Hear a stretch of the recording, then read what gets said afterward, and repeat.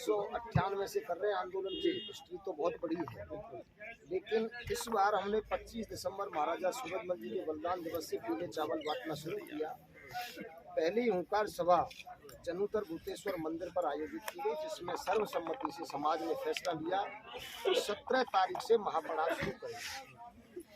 आज तारीख हो गई 20, 4 दिन हो गए आंदोलन को। 22 तारीख को अयोध्या में रामलला के मंदिर का मूर्ति की प्राण प्रतिष्ठा का कार्यक्रम है।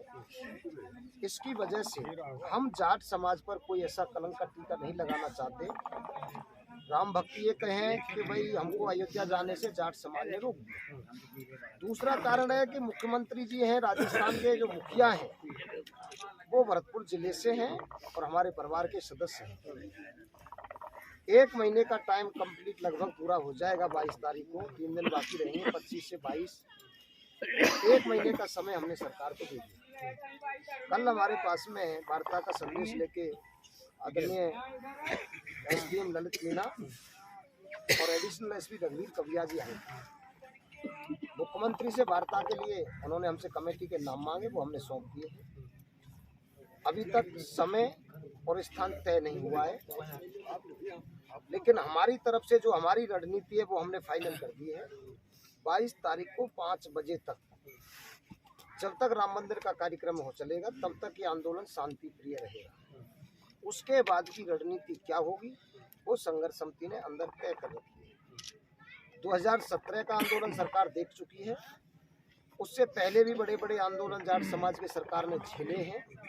अगर सरकार वास्तव में ही सरकार की मंशा यह है कि आंदोलन उसको कहते हैं जिसमें आगजनी हो, तोड़ फोड़ हो, रास्ता बाधित हो, सड़कें रुके, पटरी उखड़े, सरकारी संपत्ति को नुकसान हो, अगर सरकार ऐसे ही आंदोलन को उत्पात कोई आंदोलन मानती है तो इस बार जाट समाज आर पार के मूड में बैठा है। इसमें भी जाट समाज चूकेगा नहीं और उसके लिए सीधे तौर पर जाट समाज जिम्मेदार नहीं होगा। जाट समाज ने पूरे धैर्य रखा है और धैर्य का और शालीनता का परिचय दिया है, लेकिन सरकार अगर ऐसा ही आंदोलन चाहती है तो वो निश्चित तौर पर बड़ा आंदोलन होगा और ये आंदोलन भरतपुर से चिंगारी उठेगी, लेकिन पूरे उत्तर भारत का जाट इस आंदोलन की नज़र बनाए हुआ है।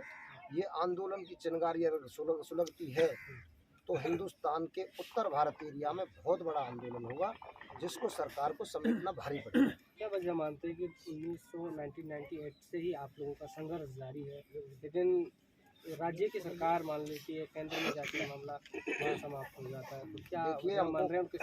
हमको केंद्र में भी आरक्षण मिला था, 9 राज्यों को मिला, भरतपुर धौलपुर को मिला। 2013 मनमोहन सिंह की सरकार ने हमें आरक्षण दिया, लेकिन 10 अगस्त 2015 को आरक्षण खत्म किया सुप्रीम कोर्ट की आड़ में कि कानूनी विधिक प्रक्रिया पूरी किए बिना आनन फानन में आरक्षण दिया। 2017 में जब आंदोलन हुआ तो ओबीसी कमीशन ने लगभग 550 पन्नों की अपनी रिपोर्ट सरकार को सौंपी और 23 अगस्त 2017 को हमें राज्य में आरक्षण मिला।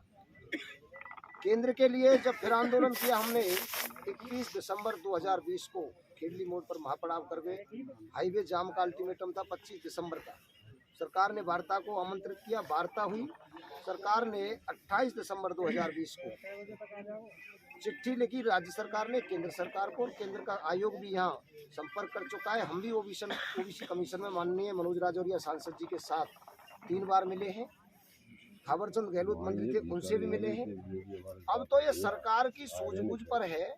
सरकार चाहे तो 1 मिनट के चौथे हिस्से में साइन करके हमको जोड़ सकती है। हमारे आरक्षण में आप ये बताओ, माना मेरे 2 बेटे हैं, एक बेटा जैचौली में रहता है और दूसरा बेटा हिंडौन में जाके रह रहा है, उसको तो आरक्षण है। जैचौली में रहता है, उसको आरक्षण नहीं है।